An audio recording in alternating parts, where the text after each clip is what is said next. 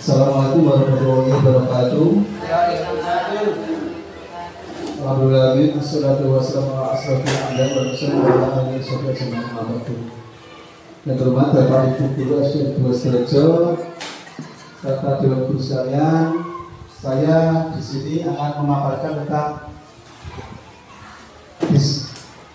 diseminasi aksi nyata maupun dari tempat tentang budaya positif di SD Serjo.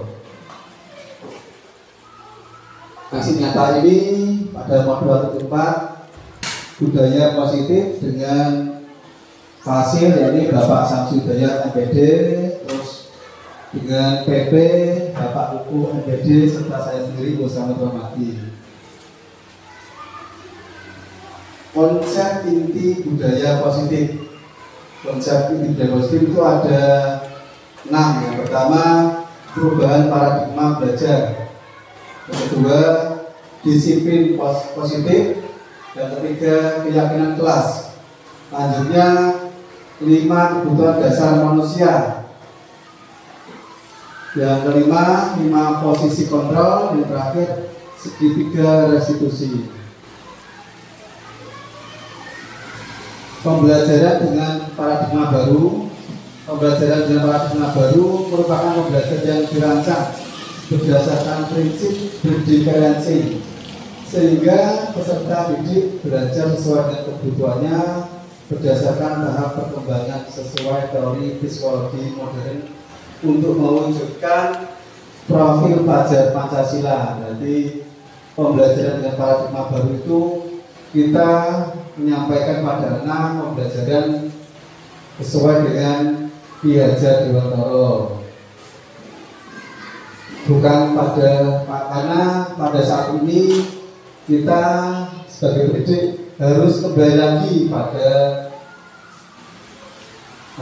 teori-teori dari Ki Hajar Dewantara sebagai bapak bidang Indonesia yang dikembangkan menjadi materi pada kegiatan media Merdeka Belajar dan Guru Penggerak. Untuk program Pancasila ada 6. Yang pertama, beriman dan bertakwa pada Tuhan Yang Maha Esa, mandiri, bernalar kritis, kreatif, gotong royong, dan bineka global. Miskonsepsi tentang teori kontrol. Berarti miskonsepsi itu konsep-konsep yang salah pada pendidikan kita. Yang pertama, ilusi guru itu mengontrol murid. Berarti dianggap murid dikendalikan oleh guru seluruhnya, padahal murid itu mempunyai bakat dan minat masing-masing. Selanjutnya, ilusi bahwa kritik dan membuat rasa bersalah mampu menguatkan karakter, padahal seharusnya membuat anak rasa bersalah itu lebih menjadikan anak tersebut menjadi minder. Jadi kita menyadarkan dengan restitusi, dengan 5 kontrol, anak itu menjadi tahu kesalahannya dan mau merubah menjadi lebih baik lagi. Selanjutnya, ilusi bahwa semua penguatan positif, efektif, dan bermanfaat, padahal semua penguatan itu sesuai dengan kebutuhannya. Bisa teori kontrolnya bisa kita menjadi pengamat, menjadi teman bagi anak, menjadi manajer juga bisa. Ilusi bahwa orang dewasa berhak memaksa, padahal kita sebagai orang dewasa tidak berhak memaksa. Kita hanya mengarahkan, memberi wawasan, dan berdialog dengan anak supaya anak itu mengetahui apa yang baik dan apa yang kurang baik. Selanjutnya, merubah dari paradigma stimulus respon kepada pendekatan teori kontrol. Di sini ada 2 kelompok. Yang pertama, stimulus respon tentang dunia. Yang kedua, teori kontrol tentang dunia. Pada stimulusnya realitas kebutuhan kita bersama, tetapi realitasnya kebutuhan kita adalah berbeda-beda. Di stimulus semua orang melihat hal yang sama, tapi kontrol dunia setiap orang memiliki gambaran yang berbeda-beda. Pada stimulus juga kita mencoba mengubah orang agar berpandangan sama dengan kita, tapi kenyataannya kita berusaha memahami pandangan orang lain tentang dunia ini. Selanjutnya, perilaku buruk dilihat sebagai suatu kesalahan. Tetapi yang benar yakni semua perilaku memiliki tujuan. Berarti semua yang dikerjakan anak, baik salah ataupun baik, juga pasti ada tujuan dan sebabnya. Kita tidak bisa menghakimi anak karena datang terlambat, karena nilainya jelek, tapi kita harus menanyakan dulu mengapa, sebabnya apa, sehingga kita bisa mengarahkan dan memberi pertanyaan pemantik supaya anak itu menyadari kesalahannya hingga bisa memperbaiki dan menjadi versi terbaiknya. Selanjutnya, orang lain bisa mengontrol saya. Pada teori kontrolnya hanya Anda yang bisa mengontrol diri Anda. Berarti kalau ini berarti hanya kita yang bisa mengontrol diri kita sendiri. Kita bisa berbuat baik, berbuat buruk, tergantung diri kita sendiri. Karena semua itu adalah pilihan. Sebenarnya kita bisa, pemaksaan ada pada saat rujukan gagal. Berarti seharusnya kolaborasi dan konsensus menciptakan pilihan-pilihan baru. Lanjut. Model berpikir menang atau kalah. Itu adalah model berpikir yang lama. Sekarang model berpikir menang dan menang. Kita harus mempunyai pandangan ke depan, bisa optimis dan tahu kalau kita ada kekurangan, kita bisa mengetahui kekurangannya dan kita bisa memperbaiki untuk lebih baik lagi. Disiplin positif. Makna dari disiplin berkaitan dengan tata tertib, teratur, dan kepatuhan pada peraturan. Dalam Diana dosen dalam bukunya Restoring School Description Disiplin pada tahun 2001. Kata disiplin berasal dari kata Latin yakni disiplina, yang artinya belajar. Kata disiplina juga berasal dari akar kata yang sama dengan disiplin, atau murid atau pengikut. Ki Hajar Dewantara menyatakan bahwa mencapai kemerdekaan atau dalam konteks pendidikan kita saat ini untuk menciptakan murid yang merdeka, syarat utamanya adalah harus disiplin yang kuat. Berarti pada saat ini pada Merdeka Belajar anak itu dimerdekakan, tapi mereka harus mengetahui merdeka yang bagaimana. Mereka harus mengetahui baik dan buruk. Jadi dasar landasannya adalah mengetahui baik dan buruknya. Disiplin yang dimaksud adalah disiplin diri yang memiliki motivasi internal. Sebagai pendidik, tujuan kita adalah menciptakan anak yang memiliki disiplin diri sehingga mereka bisa berperilaku dengan mengacu pada nilai-nilai kebajikan universal dan memiliki motivasi intrinsik, bukan hanya ekstrinsik. 5 dasar kebutuhan manusia. 5 dasar kebutuhan manusia pada gambar ini yang pada tengah adalah yang paling penting, yakni bertahan hidup. Karena bertahan hidup adalah yang paling pokok. Kita bisa melanjutkan kelangsungan hidupnya kita karena harus bertahan hidup. Selanjutnya kesenangan. Berarti dengan kesenangan itu adalah juga sebagai kebutuhan manusia. Manusia berhak untuk hidup senang dan menikmati hidupnya. Cinta dan kasih sayang. Manusia itu butuh cinta dan kasih sayang, butuh dicintai dan disayangi. Kebebasan. Manusia itu adalah butuh kebebasan, sehingga sama seperti dulu saat masih dalam zaman penjajah kita kurang bebas karena belum merdeka, sehingga tidak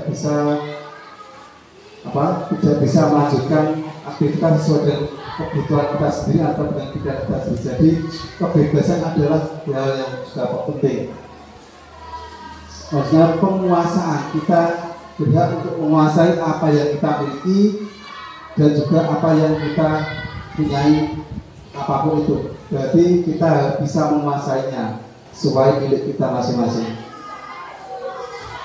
5 posisi kontrol dan restitusi. Yang pertama, penghukum.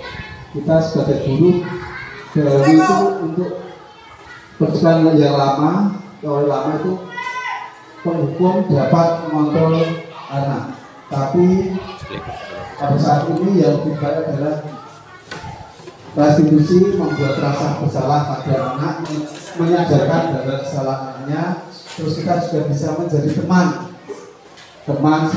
dengan anak, kita bertindak sebagai anak, bertindak sebagai teman bersama siswa-siswa kita. Selanjutnya, guru sebagai pemantau, berarti memantau apa yang dilakukan oleh anak-anaknya. Kita hanya mengarahkan, memantau. Selanjutnya, manajer ini adalah posisi kontrol yang utama, yang paling tinggi. Manajer ini, guru hanya memberi clue, memberi saran supaya anak berpikir apa yang baik dan apa yang buruk untuk dia lakukan sendiri. Segitiga restitusi adalah proses menciptakan kondisi bagi murid untuk memperbaiki kesalahan mereka sehingga mereka bisa kembali pada kelompok mereka dengan karakter yang lebih kuat menurut dosen pada tahun 2004. Restitusi juga adalah proses kolaboratif yang mengajarkan murid untuk mencari solusi untuk masalah dan membantu murid berpikir tentang orang seperti apa yang mereka inginkan dan bagaimana mereka harus memperlakukan orang lain menurut dosen pada tahun 1996. Segitiga restitusi berarti ada 3. Yang pertama, menstabilkan identitas, terus validasi tindakan yang salah, kemudian menanyakan keyakinan. Pada yang pertama, berarti setiap orang pasti pernah melakukan salah. Kamu bukan satu-satunya yang pernah melakukan kesalahan. Pada validasi ada pertanyaannya, kamu tentu punya alasan mengapa melakukan itu. Dan apakah cara yang lebih efektif untuk mendapatkan apa yang kamu butuhkan? Pada menanyakan keyakinan kelas apa yang telah kita sepakati. Kamu ingin menjadi orang yang seperti apa? Pada segitiga restitusi ini kita juga bisa mengimplementasinya pada di kehidupan di guru dengan kepala sekolah. Misalnya keyakinan sekolah misalnya untuk seragam, nanti bisa juga seragam setiap hari Kamis pertama menggunakan batik jati, batik yang terbaru batik jati hijau, nanti Kamis kedua menggunakan apa, terus Kamis ketiga apa, dan Kamis keempat apa, nanti supaya kita berseragam, kita menjadi sama, tidak asal menggunakan batik tapi nanti bisa terlihat berseragam semuanya. Selanjutnya, sosialisasi. Dalam kegiatan sosialisasi ini saya menyampaikan tentang penerapan budaya positif kepada murid, kepala sekolah, guru, karyawati di lingkungan SDN 2 Sidoarjo. Murid, saya menyampaikan tentang pentingnya budaya positif yang didahului dengan penyampaian tentang filosofi Gajah Dewantara dan profil pelajar Pancasila, kemudian menyusun keyakinan kelas. Berarti filosofi Gajah Dewantara disampaikan dulu kepada murid tentang kita menuntut anak dan kita mendidik anak sesuai kodrat zaman dan kodrat alam. Yang kedua, kepala sekolah, guru dan karyawan, kegiatan sosialisasi kepada kepala sekolah, guru dan karyawan kami kemas dalam sebuah forum diskusi. Kolaborasi, setelah melalui serangkaian sosialisasi, kemudian saya berkolaborasi dengan Bapak Kepala Sekolah SDN 2 Sidoarjo bersama dengan seluruh rekan guru dan karyawan menyepakati untuk menerapkan budaya positif dan menciptakan lingkungan positif di SDN 2 Sidoarjo dengan menyusun draft keyakinan sekolah. Implementasinya untuk mengaktualisasikan semua draft tentang penerapan disiplin positif, lingkungan positif, dan keyakinan sekolah, kami segenap keluarga besar SDN 2 Sidoarjo bergerak bersama menuju perubahan paradigma yang lebih baik, yaitu merdeka belajar demi terwujudnya profil pelajar Pancasila. Selanjutnya saya tawarkan monggo yang mau bertanya, saya buka sesi tanya jawab tentang materi tadi yang sudah saya jelaskan tentang budaya positif. Bisa nanti dibatasi sampai maksimal 5 pertanyaan.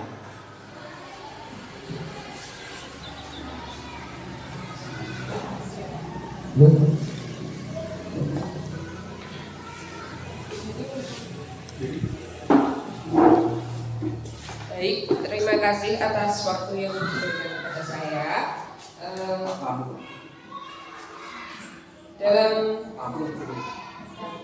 materi tadi, saya ingin bertanya kepada Bapak Uhud, apakah sistem reward bisa membuat anak menjadi disiplin?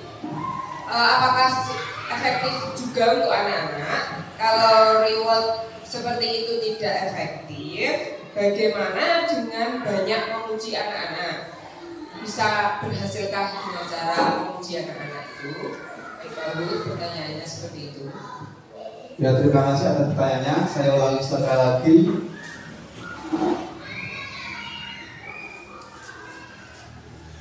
Apakah sistem reward bisa membuat anak menjadi disiplin? Efektifkah? Kalau reward seperti itu tidak efektif, bagaimana dengan banyak memuji anak? Bisa berhasilkah? Terima kasih. Pertanyaan yang bagus sekali dari Ibu Dwi. Saya akan mencoba menjawab. Yang pertama, bintang atau stiker bisa juga digunakan sebagai reward ataupun juga stiker sebagai reward penanda bahwa anak tersebut mendapatkan reward dari gurunya. Juga sebagai alat atau mengontrol atau juga bisa menjadi hukuman atau menyenangkan untuk anak.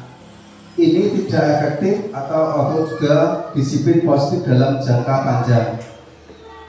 Reward efisien mengubah perilaku dalam jangka pendek, tapi anak tidak melatih motivasi internalnya. Perilakunya dilakukan karena hadiah, bukan karena tanggung jawab kesadarannya. Berarti anak itu cuma ingin mendapatkan hadiah ataupun juga takut karena hukumannya.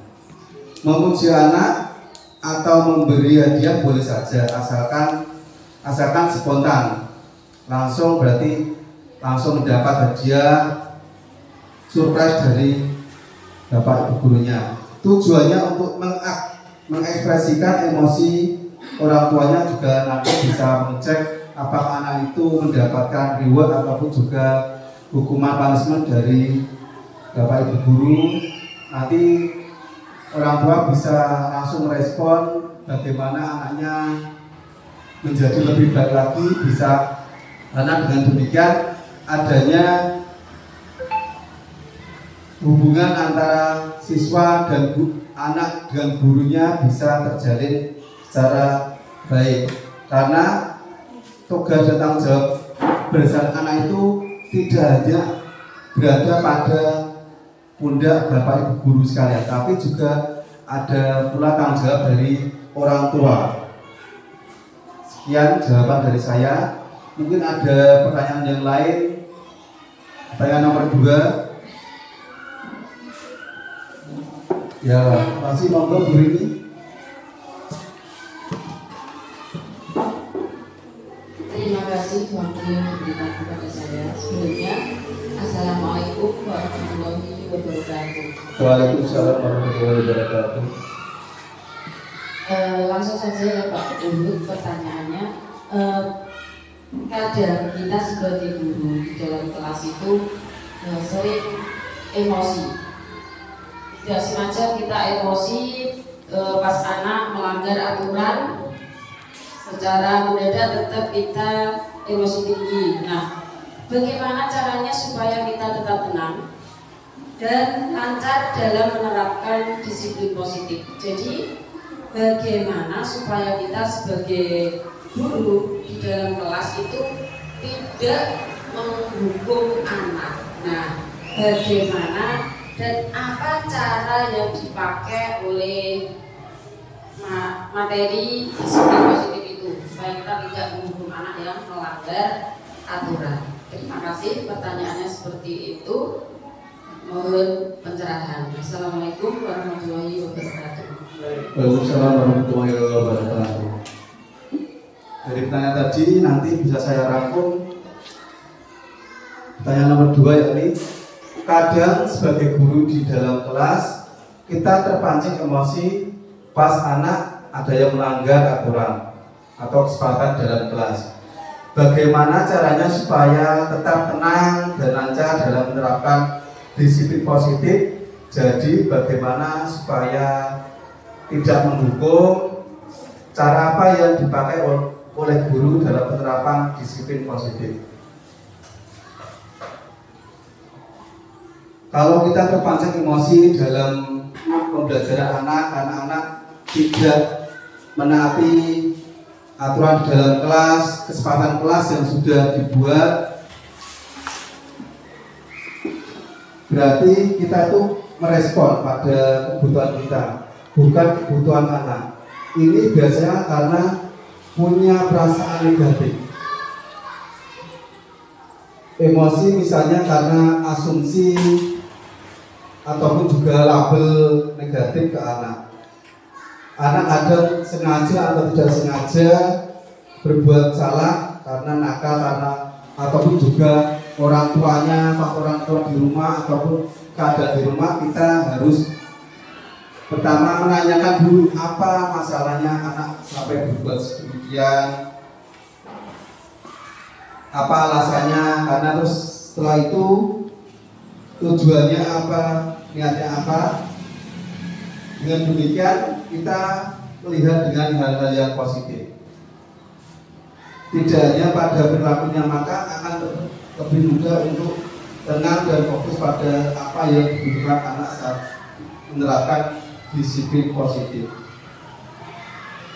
Karena disiplin positif itu tujuannya anak belajar mengendalikan diri sesuai tujuannya dan nilai yang dipercayai bersama di rumah dan di sekolah. Langkah awalnya disiplin positif membahas dan menyepakati apa yang jadi tujuan bersama. Kalau sudah ada sepakat bersama, maka saat anak melanggar, pastinya anak belajar akan melakukan kesalahan. Jadi bisa jadi dasar diskusi tersebut, apa yang kamu lakukan, apa yang kamu butuhkan yang belum terpenuhi, apa yang kamu mengganggu kebutuhan orang lain dengan perilaku ini, apakah kamu butuh bantuan. Kesepakatan bersama perlu dinyatakan dengan positif dan melibatkan anak dalam prosesnya agar dipahami pilihan hanya aturan yang penting dan bisa dilaksanakan. Demikianlah jawaban dari saya, semoga dapat diterima dengan baik. Selanjutnya untuk pertanyaan nomor 3, monggo Bu Surya.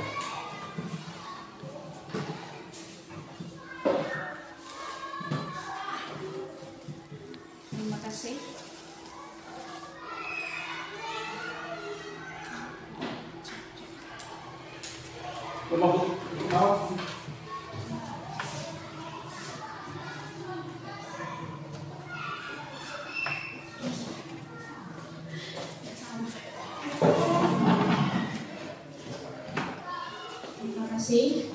Waktu yang diberikan kepada saya. Saya ingin berkonsultasi mengenai satu kasus yang ada di kelas saya. Jadi pagi-pagi ini ketika anak-anak sudah datang semua, murid-murid sudah datang, masih ada satu siswa saya yang belum datang, namanya Randy. Nah, namun ketika pembelajaran sudah mau dimulai, Randy ini baru datang dengan tergesa-gesa, dengan kondisi yang berantakan juga, baru datang ke kelas. Nah, Randy ini kemudian ditanyai oleh Sinta, temannya. Sinta ini bertanya, kenapa kok dia baru datang? Kenapa juga penampilannya berantakan? Nah, Randy ini ditanyai seperti itu, tersinggung, dia marah-marah.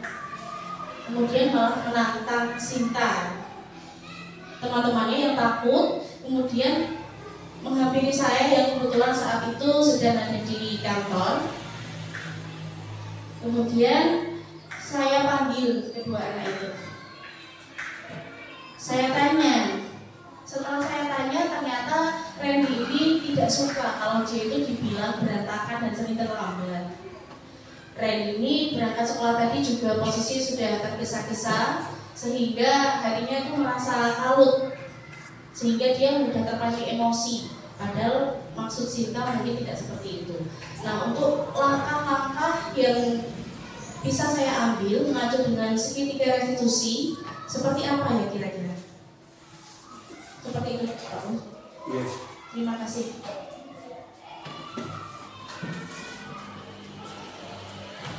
Terima kasih atas pertanyaannya. Tadi tentang masalah Randy.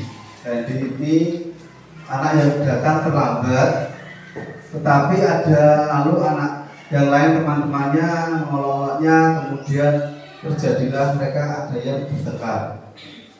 Terus bagaimana kita sebagai guru menerapkan segitiga restitusi untuk kasus di atas tersebut? Yang pertama, langkahnya adalah yang pertama menstabilkan identitas.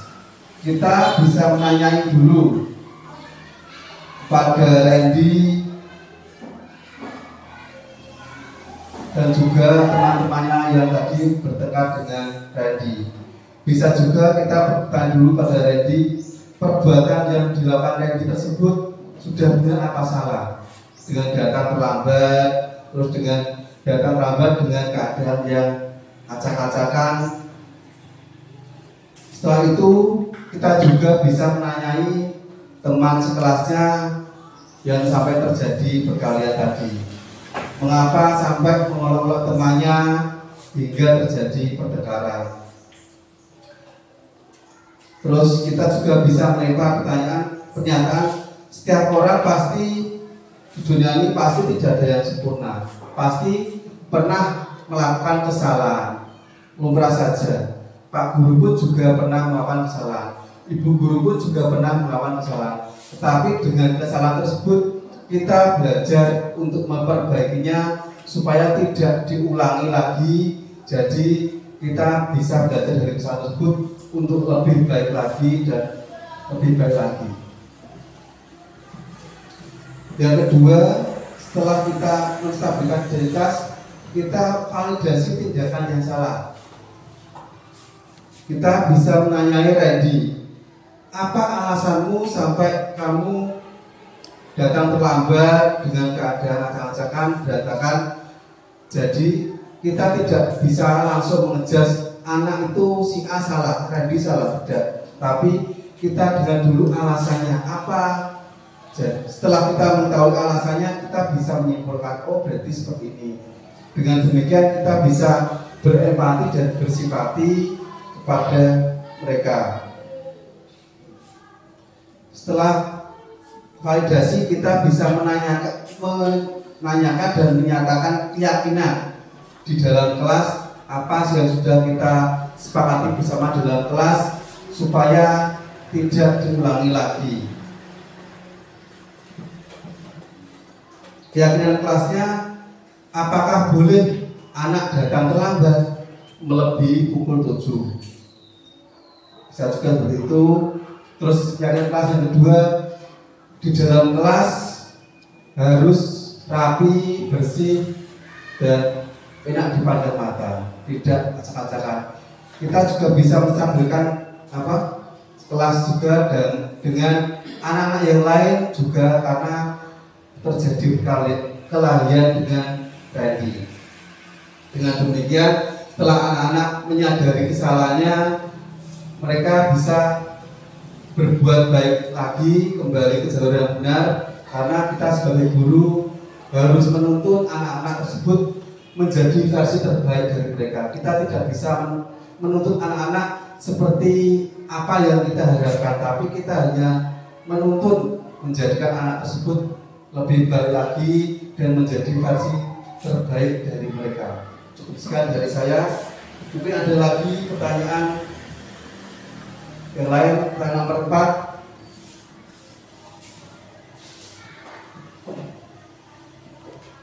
Ya Pak, terima kasih atas waktunya.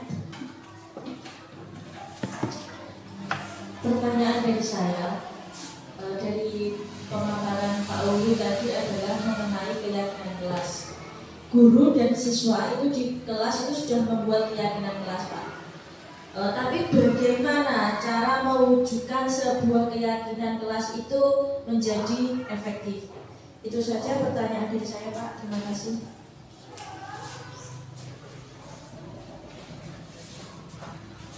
Terima kasih atas pertanyaannya. Yang keempat ini, bagaimana mewujudkan sebuah keyakinan kelas yang efektif?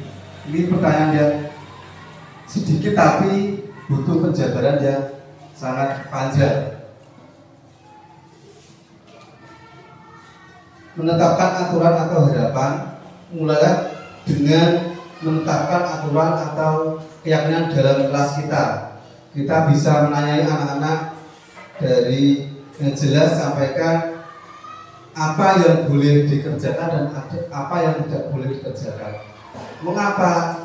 Kita juga harus memberikan alasannya yang logis dan jelas.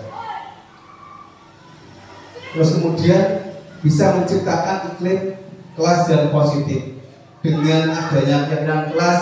Misalkan tadi sudah ada kasus masalah, ada anak tadi itu datang terlambat dengan keadaan acak-acakan.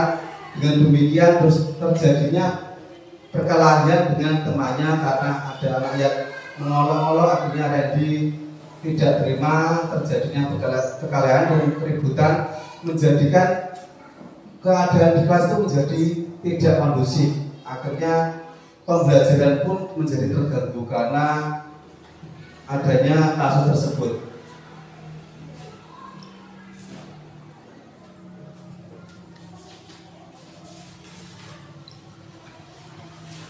Yang pertama, tadi kita bisa mulai dari membuat keyakinan, kemudian menjelaskan pada anak-anak keyakinan yang kelas yang akan disepakati bersama. Yang penting anak itu harus konsekuen dengan apa yang dibuat kesepakatan kelas bersama. Tetapi tidak hanya untuk anak saja, tapi guru juga harus ada keyakinan di kelas. Misalkan guru juga datang lebih awal. Kadang setelah itu guru juga biasanya lebih baik lagi menyalami anak persatu di dalam kelas, menyambut anak di luar pintu kelasnya masing-masing. Karena dengan demikian anak menjadi termotivasi, karena kita sebagai guru memberikan contoh yang baik, budaya positif yang baik dengan budaya 5S. Senyum, salam, sapa, dan sopan santun. Dengan demikian anak menjadi termotivasi lagi. Oh, bapak ibu guruku datang lebih awal dengan menyambut kita di depan kelas. Akhirnya anak-anak pasti akan malu kalau datang terlambat. Demikianlah jawaban dari saya. Terakhir, untuk pertanyaan terakhir, pertanyaan kelima, monggo saya tawarkan siapa lagi?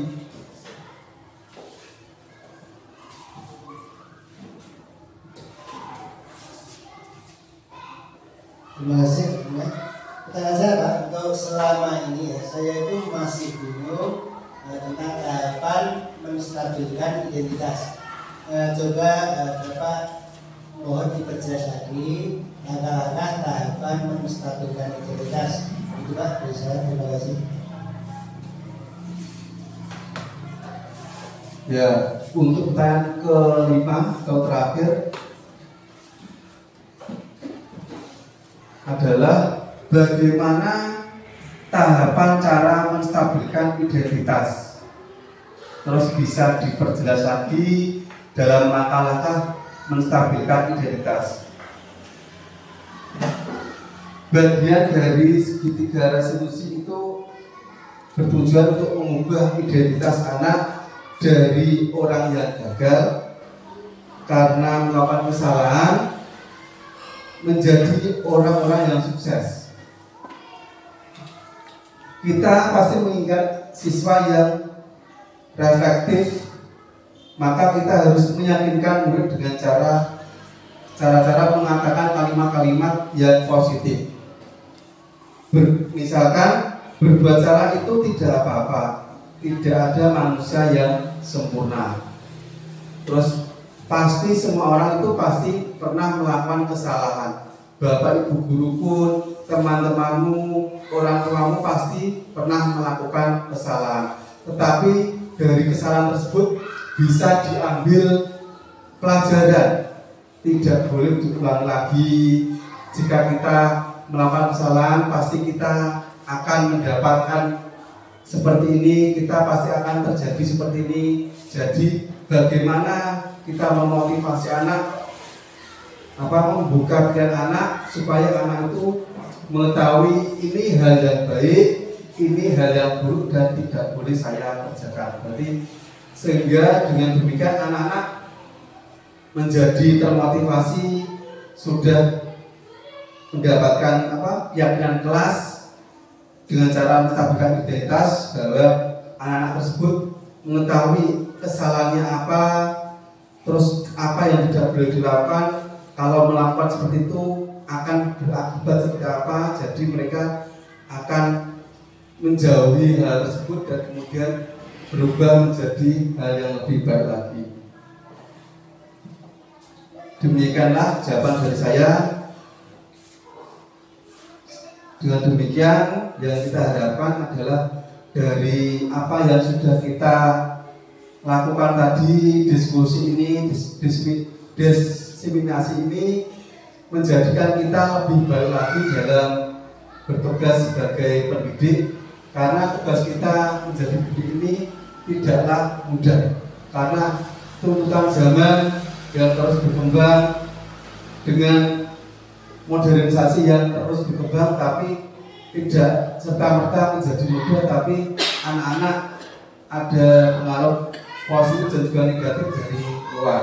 Jadi kita sebagai pendidik harus selalu menuntut anak menjadi yang lebih baik lagi, menjadi versi terbaik dari mereka. Kita tidak perlu menuntut anak menjadi apa yang kita maui, tapi biarkan anak menjadi versi terbaik dari mereka. Kita hanya memberikan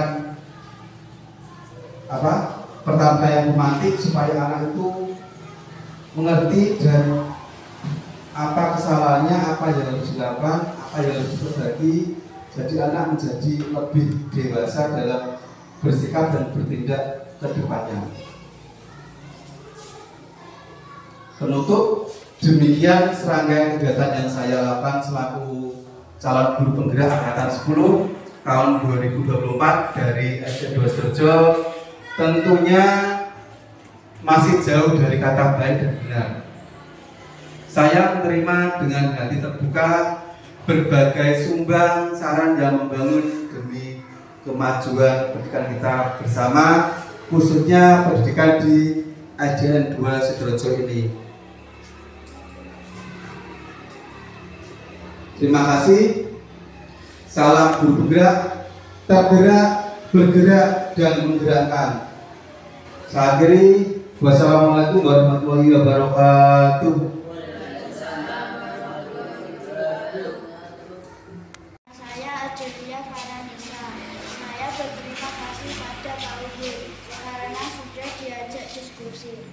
Pak Uhud, supaya saya bisa menemukan solusi dari masalah saya, yaitu suka marah-marah dan kasar pada teman yang menyontek saya. Saya Hanif Prasetyo.